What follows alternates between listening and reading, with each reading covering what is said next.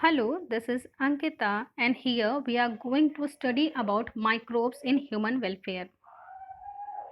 Microbes are the microorganisms which are unicellular or multicellular in nature. They are microscopic, that is, they are not visible by the naked eyes. And microbes are the viruses, bacteria, fungi, algae, and protozoa. These all five together constitute microbes. Let's have definition about these different microbes. The first one is viruses. They are the protein particles having DNA or RNA enclosed within it. They are non-living outside the host but living inside the host. They are connecting link between living and non-living organisms. This is a simple definition of viruses. What are the bacteria? Bacteria are the unicellular prokaryotes. Size ranges from 0.3 micron to 300 micron. They could be parasitic, saprophytic, symbiotic, or autotrophic in nature. Parasitic, that is, they depend on some another living organism. Saprophytic, that is, they are going to degrade some dead matter.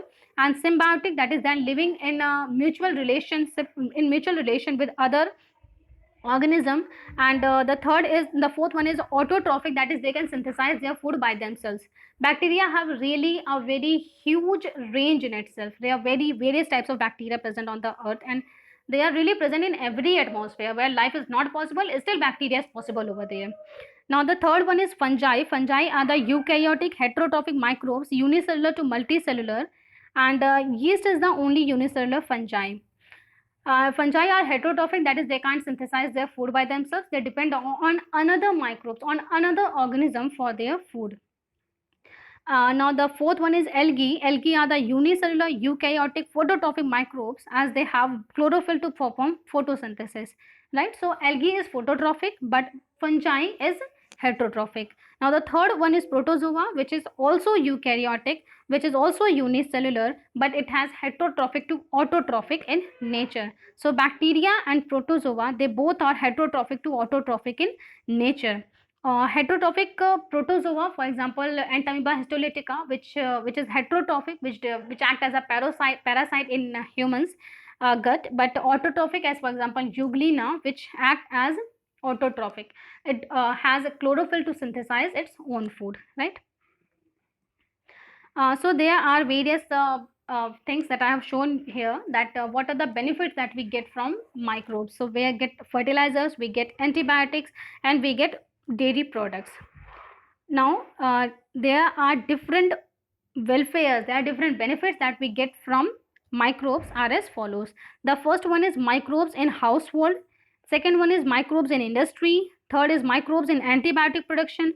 Fourth is microbes as source of chemical and enzyme molecules.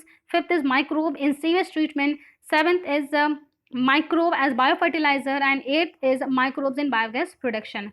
Microbes in household, that is in cheese, or you can say in curd formation, that is very important. In curd formation, in dough making, microbes really play a very important role. Like if we making idli, if we make dosa, then we really need a fermented dough for it. If we have curd, so lactobacillus bacteria is required over there for curdling of that milk, right? Lactobacillus bacteria secretes lactic acid, which helps in digestion of the protein, of the milk protein, so the curdling will occur. Now the second one is microbes in industry, in beverages and in bakery. For that is alcohols, alcohol, different types of alcohols are formed, of course, that is wine, whiskey, rum, etc. In this case, they have different concentration in themselves, but they all are formed by the same process, by the anaerobic fermentation. And in bakery also, in bread making, again fermentation by the help of yeast. Microbes in industry are performed, right? Microbes in industry are mainly useful in the form of yeast. Yeast is mainly playing a major role in formation of beverages and bakery industry. Now the third one is microbes in antibiotic production. Antibiotics are the chemicals which are produced by one organism and produced against another organism. The first antibiotic was produced, that was a penicillin from Penicillium notatum, discovered by a scientist, Alexander Fleming. This acts against streptomyces bacteria, right? A gram positive bacteria, and it was used first time in World War II, and it was discovered in 1929. right? So antibiotics are also synthesized from these microbes. The fourth one is microbes as source of chemical and enzyme molecules. Various chemicals, as for example, uh, acetic acid, lactic acid, butyric acid, this etc. are obtained as chemicals from different bacteria. As for example, acidobacter is giving acetic acid, aspergillus niger is giving citric acid, clostridium botulicum is giving butyric acid, lactobacillus is giving lactic acid. These are the various chemicals which are obtained by microbes. And there are some enzyme molecules as like lipases, streptokinase, which are obtained by microbes. Streptokinase is really very important because it is given to heart patients, where it helps to do not allow clot formation, right? So it is really helpful for them.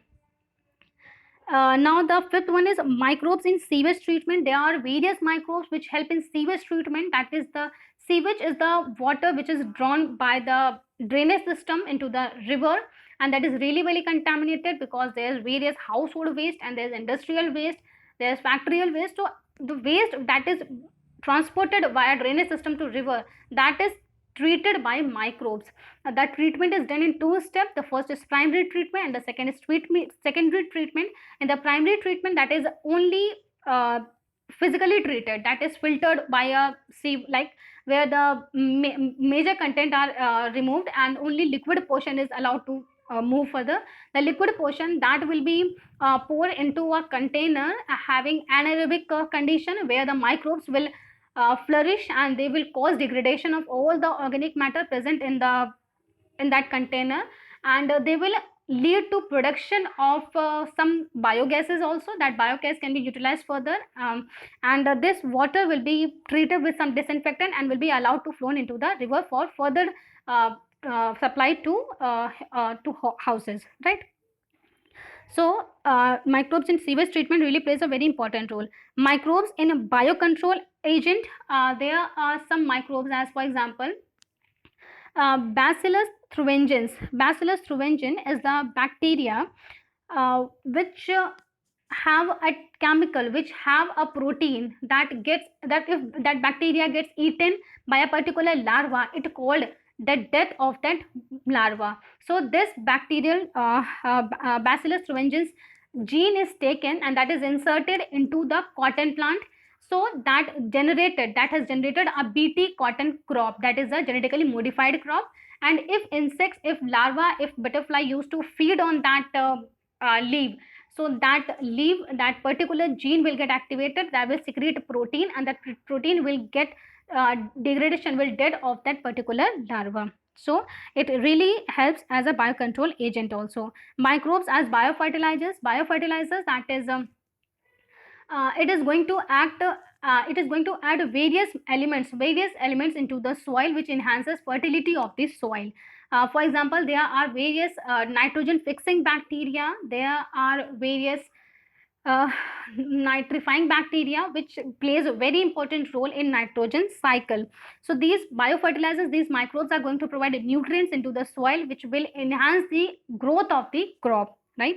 Microbes in biogas production. Biogas, that is methane. Methane is considered as the major biogas. It is also called as gobar gas.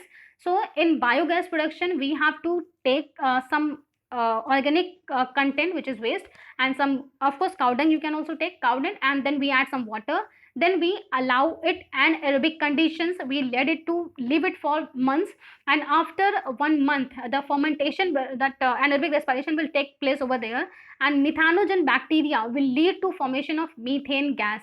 That methane gas can be used as a cooking gas. That is really very useful. There is sewage treatment that I have already explained you.